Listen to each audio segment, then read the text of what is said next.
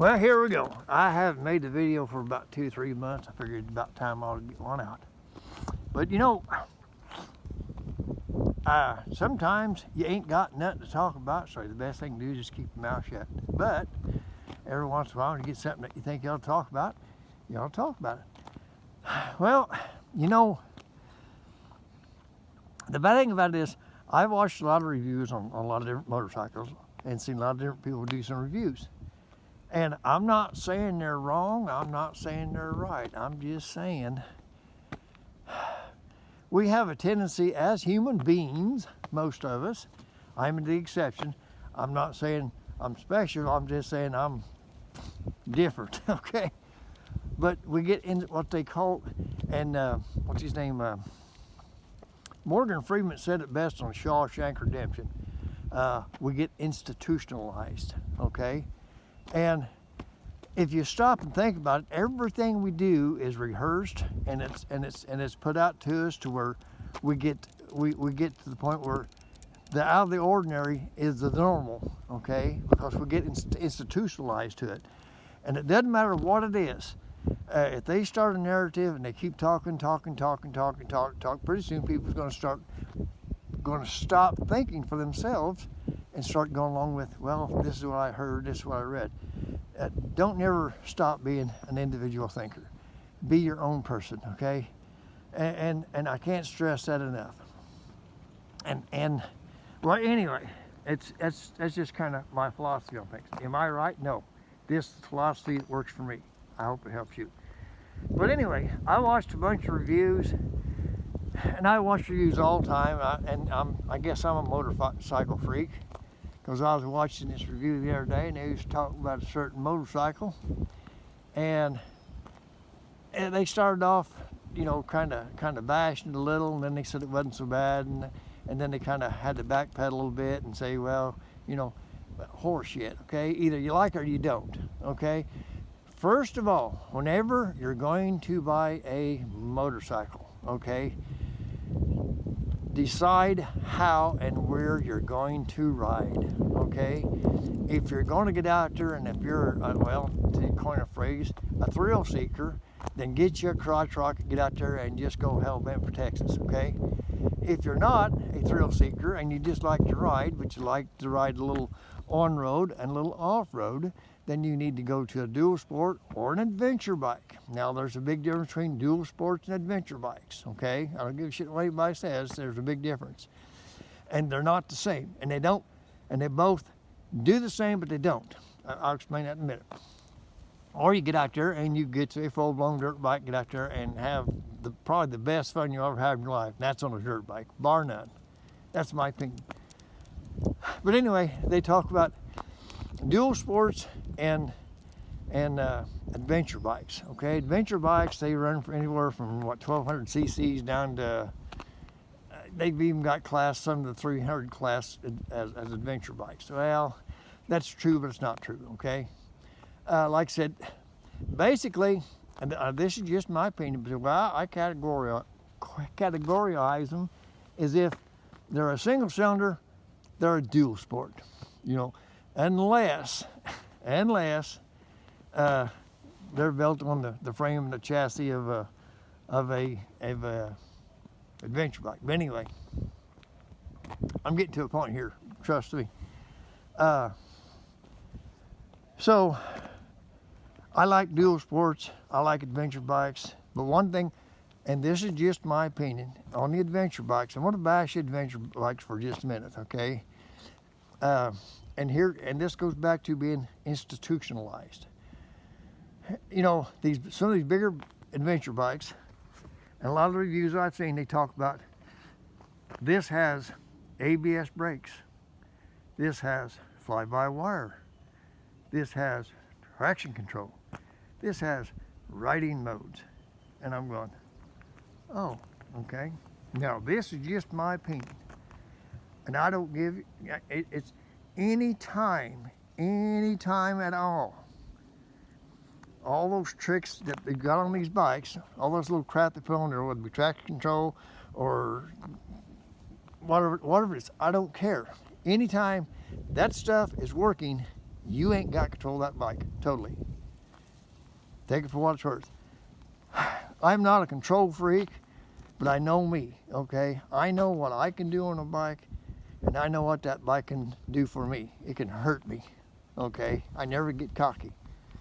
But anyway, so I don't like the big, huge adventure bikes. It's just like road cruisers. I got news for a big road cruiser. They're fine, they're good, they're great if you're going to be out there on the road all the time and run 1,200 miles every other weekend. They're great. And if that's what I was doing, that's what I know. But that would be just strictly highway miles. If I'm going to do some off-roading, I ain't going to take a cruiser out there on the gravel road. I want an adventure bike. And then there again, like I said, for the adventure bikes, I'm not going to take something that takes control, take the decisions away from me and makes it on their own. I don't want that, period. But anyway, so talking about adventure bikes, I don't want to be can't speak now, but I don't want to depend on a chip. And the manufacturers in the past few years have forgot that. They keep saying this is bigger, this is better, this is better, this is better because it's got this, and this. Well, it's not better. So, but every once in a while, here we come. Here's the point I've been trying to make. Every once in a while, somebody builds a motorcycle that is built for some clown like me, you know, and it's the perfect bike. This is the perfect bike for what I'm going to use it for. That's the key, for what I'm going to use it for what it was designed for, not for what it wasn't designed for. And that bike is, believe it or not, and I looked at many different bikes because I felt like the adventure motorcycles was missing. They had a hole. Well, somebody filled that hole. And I'm not taking anything away from my Tenere. My Tenere is a great bike. I love my Tenere, but sometimes the Tenere gets just a little overwhelming. It's 74 horsepower and it weighs 460, 470 with fuel. So it's a little, it's not heavy, but it's you know it's there. But anyway, somebody built a bike that I think fills a big void that needed to be filled. And guess what that is? That is, oh, what the hell is that? That's the KLE 500. Now I'm going to tell you what, that bike fills the bill. It fills the gap. It fills the gap between the big adventure bikes and the little bitty adventure bikes. Okay, I think it's 51 horsepower, which is God's plenty. And there's going to be people say out there, 51, that ain't worth shit. Buy the bike for the way you're going to ride. Buy the bike that suits your purpose. Okay, you know, there's no such thing as a unicorn bike. Okay, but anyway, this is the KLE 500. It's a 2026 model. Did I need to buy a new bike? No, I did not. But when I seen this thing, I thought, especially the black, I thought, and here's another thing. I was shot a price on this thing here, and I thought, well, I better think about it for a little bit. And I don't know why, but I started calling around there, and I found a deal that was significantly more or better. It was just a better deal, and I couldn't pass it up. Okay, I'm not going to mention no names because I like both parties I dealt with, so I'm not going to say anything bad about them one way or another. But anyway, so I got this bike, and I just absolutely love it. The only thing about it I was kind of worried about first was a 17-inch rear wheel. But let me tell you about that 17-inch rear wheel. For the way the bike is tuned, for the way the bike is geared, and all that being said, the 17-inch wheel works. If you had 18 and like in your higher gear, or in your lower gears, it would chug because it would. Well, trust me, it throws the speed to gear ratio off. So the 17 works. It really does. These are IRC tires, and okay, people's gonna say them tires ain't worth shit. Yeah, shut up. Them tires are great for exactly what they were designed for. Okay, now you can look. I got a little mud on them. I've been doing a little gravel roading. They are designed for a light duty or a medium duty adventure bike. An adventure bike is not a dual sport. Adventure bike is not a dirt bike. The adventure bike is not a road bike. The adventure bike is something you get out there and you toot along the highway. As long as you ain't in no hurry, you see a gravel road, you say, hey, I want to go down that gravel road. You can take it down a gravel road, okay?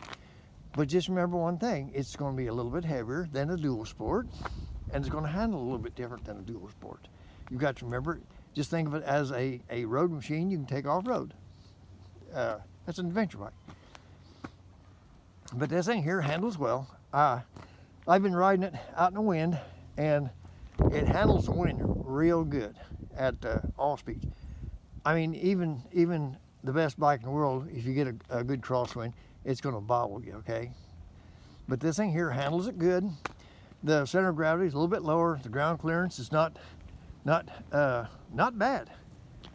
for the kind of bike that it is, and for the kind of riding I do. It's great. It works fine. Okay. I love it. Just plain simple. I love it. Oh, and one thing about it is I did notice the handlebars. Look at them handlebars. The handlebars are just a little bit wide. But you know what? For me, they're just exactly what I wanted. Why? Because it's you take a piece of 6-inch steel, 3/8 rod, and try to bend it. It's going to be hard.